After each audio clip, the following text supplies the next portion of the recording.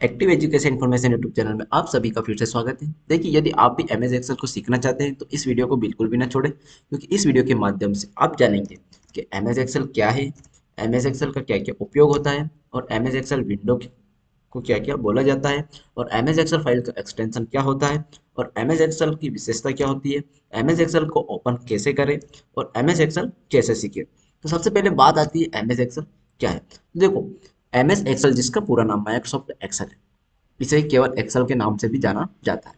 यह Microsoft corporation के द्वारा विकसित किया गया है, एक स्प्रेडशीट प्रोग्राम है जो डाटा को टेबुलेशन फॉर्मेट में रखने की सुविधा प्रदान करती है। यह माइक्रोसॉफ्ट ऑफिस स्यूट के अंतर्गत आने वाला एप्लीकेशन है।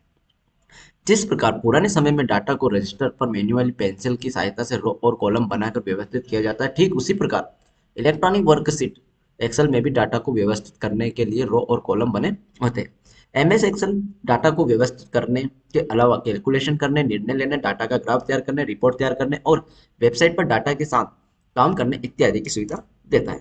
इसी के साथ इसमें बड़ी से बड़ी डाटा का मैथमेटिकल अथवा लॉजिकल कैलकुलेशन करने के लिए बहुत सारे फॉर्मूलाज फंक्शन दिए होते हैं, जिसका उपयोग करके बड़ी से बड़ी गणना को भी चुटकियों में किया जा सकता है। इसमें अंकगणितीय डाटा का कैलकुलेशन करने के लिए अर्थमेटिकल ऑपरेटर जैसे plus minus into divided percent etc का यूज किया जाता है। एक्सेल में कोई भी डाटा रो तथा कॉलम में व्यवस्थित होता है, और इन्हीं रो और कॉलम के व्यवस्थित रूप को एक वर्कशीट कहा जाता है, और रो और कॉलम के कटान से बनने वाले खाने को सेल कहा जाता है। एमएस एक्सेल की पूरी फाइल को एक वर्कबुक कहा जाता है। एक वर्कबुक में अधिकतम 255 वर्कशीट को बनाया जा सकता है। इसके बाद हम बात करें कि एमएस एक्सेल का उपयोग कहाँ कहाँ होता है और क्यों क्यों किया जाता है। तो देखो, डाटा को टेबुलेटर फॉर्मेट में रखने के लिए, और मैथमेटिकल तथा लॉजिकल कैलकुलेशन करने के लिए, कंडीशनल फॉर्मेटिंग के लिए, डाटा फिल्टरिंग करने के लिए, डाटा सॉर्टरिंग करने के लिए, डाटा का चार्ट ग्राफ तैयार करने के लिए, बजट तैयार करने के लिए, अकाउंटिंग के लिए, चेक लिस्ट बनाने के लिए, मेलिंग लिस्ट बनाने के लिए, पीपल मैनेजमेंट करने के लिए, स्टॉक मेंटेन करने इत्यादि का काम इसमें किया जा सकता है। इसके बाद बात करें हम माइक्रोसॉफ्ट एक्सेल का विंडो अलाइनमेंट की, तो देखो उसका विंडो को इस प्रकार से शो होता है, जिसमें बहुत सारे चीज़ें दे रखती है कि किस चीज़ों को क्या क्या बोलते हैं। देखो, quick access tool bar, ribbon tape, title bar, ribbon, program window control, workbook window control, formula bar, active cell name, row, column, row heading, mouse pointer, column heading, scroll bar, zoom slider, view button, worksheet tab, status bar, ये सारी की सारी चीज़ें इसका window में दे रखता है। तो देखिए, इसके बारे में हम थोड़ा बहुत डिटेल से चर्चा करते हैं। देखो, M S Excel window alignment, तो जो क्विक एक्सेस टूल बार है, यहाँ टॉप लेफ्ट कॉर्नर पर होता है, जो undo, redo, save etc command देने के लिए क्विक एक्सेस बटन उपलब्ध कराता है। उसके बाद हम बात करें टाइटल बार की, यहाँ प्रोग्राम विंडो के सबसे ऊपर होता है, इसमें डॉक्यूमेंट का नाम प्रदर्शित होता है।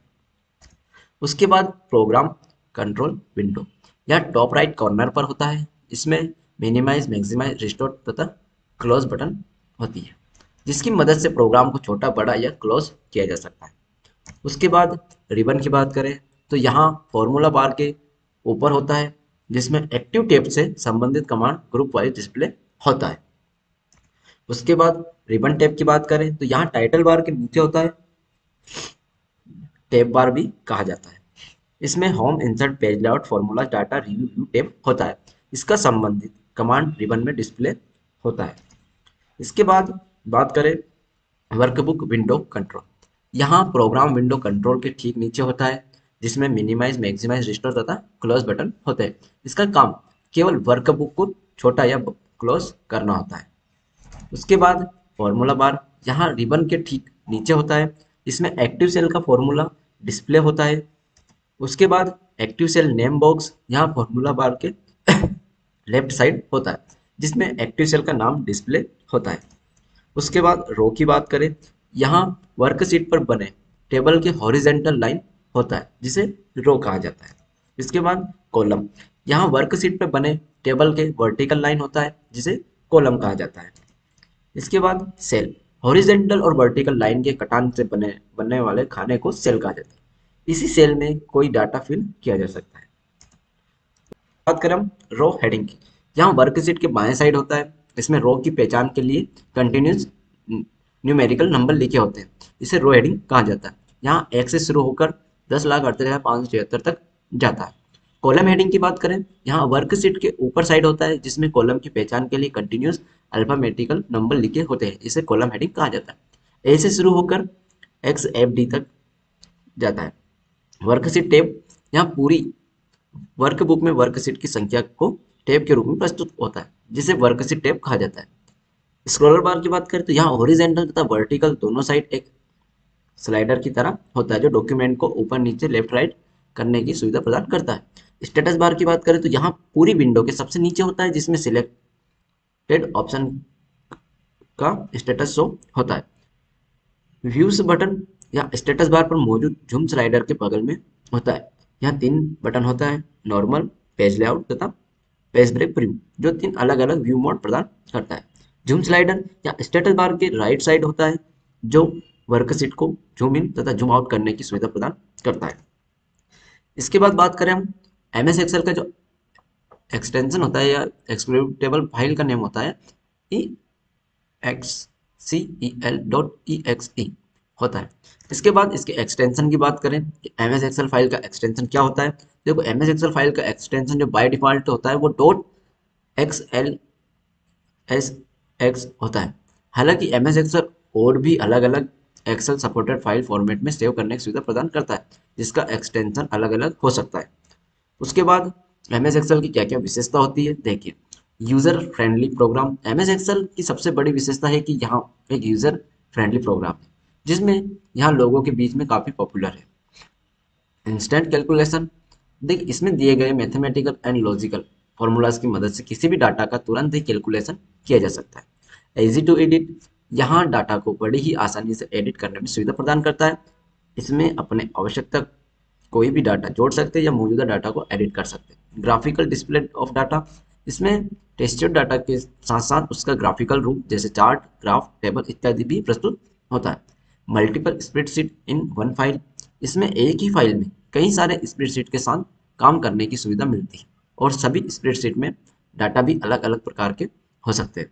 Bullet in program formulas, bullet in formulas, MS Excel में कई सारे फॉर्मूलाज पहले से दिए गए होते हैं जिसकी मदद से मिनटों में बड़ी बड़ी गणनाओं का हल किया जा सकता है। थर्ड पार्टी सपोर्ट, यहाँ कई दूसरे प्रोग्राम पर बनाए गए फाइल को भी सपोर्ट करता है। Works on A low confident PC, इसकी कार्य करने का दायरा तो बहुत बड़ा है पर इसकी विशेषता है कि यहाँ एक साधारण कंप्यूटर भी बड़े ही आसानी से बिना किसी एरर के ऑपरेट हो जाता है। इसके बाद एम एस एक्सेल को ओपन कैसे करें, तो देखिए एम एस एक्सेल जो M S Windows operating system पर आधारित कंप्यूटर में अन्य सभी प्रोग्राम की तरह एम एस एक्सेल को भी ओपन करने की कई मेथड है। जैसे फर्स्ट मेथड की बात करें तो विंडोज सर्च बार में जाएं और यहाँ टाइप करें एक्सेल। उसके बाद आपको सर्च लिस्ट में सबसे ऊपर एम एस एक्सेल दिखाई देगी, इस पर क्लिक कर दें। उसके बाद एम एस एक्सेल ओपन हो जाएगा। इसके साथ हम सेकंड स्टेप की बात करें या सेकंड मेथड की बात करें तो देखो कीबोर्ड पर विंडो की के साथ आर प्रेस करें। आर प्रेस दबाने के बाद रन डायलॉग बॉक्स ओपन होगा। उस रन डायलॉग बॉक्स में आपको टाइप करना है excel.exe, फिर ओके पर क्लिक कर दें। इसके बाद एम एस एक्सेल ओपन हो जाएगा। थर्ड स्टेप की बात करें, देखो डेस्कटॉप स्क्रीन के लेफ्ट बॉटम कॉर्नर पर स्थित स्टार्ट बटन पर क्लिक करें। उसके बाद आल प्रोग्राम्स में जाएं। आल प्रोग्राम्स में जाने के बाद आपको ऑफिस फोल्डर में जाएं। ऑफिस फोल्डर में आप यहाँ पर एक्सेल वाले ऑप्शन पर क्लिक करके एक्सेल को ओपन कर सकते हो। इसके अलावा अगर यदि आप के कंप्यूटर स्क्रीन पर डेस्कटॉप पर एक्सेल का शॉर्टकट बना हो या टास्क बार में एक्सेल को पिन किया हो तो आप उस पर क्लिक करके सीधे ही एम एस एक्सेल ओपन कर सकते हैं। इसके बाद एम एस एक्सेल कैसे सीखें, अगर बात आती है कि एक्सेल कैसे सीखें तो मैं बताना चाहता हूँ कि आज एक्सेल सीखने के आपके पास कई ऑप्शन हैं जिनमें से किसी एक को ज्वाइन करके एक्सेल सीखा जा सकता है। सबसे पहला एम एस एक्सेल सीखने का बेहतरीन ऑप्शन है कि आप किसी इंस्टीट्यूट से डीसीए या एडीसीए जैसे कोई शॉर्ट टर्म कोर्स कर लें। इन सभी बेसिक कोर्स के सिलेबस में भी एम एस एक्सेल को शामिल किया गया है जिसको ज्वाइन करने के बाद एक्सेल सीख सकते हैं।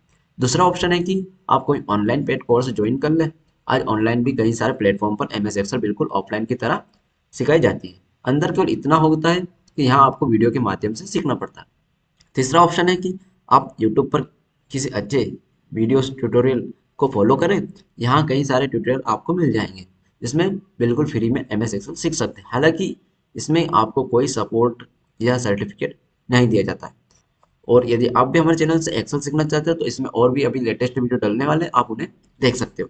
यदि आप भी हमारे चैनल पर नए आए हो तो प्लीज़ चैनल को सब्सक्राइब करें एंड हमारे इस वीडियो को लाइक जरूर करें। Thank you.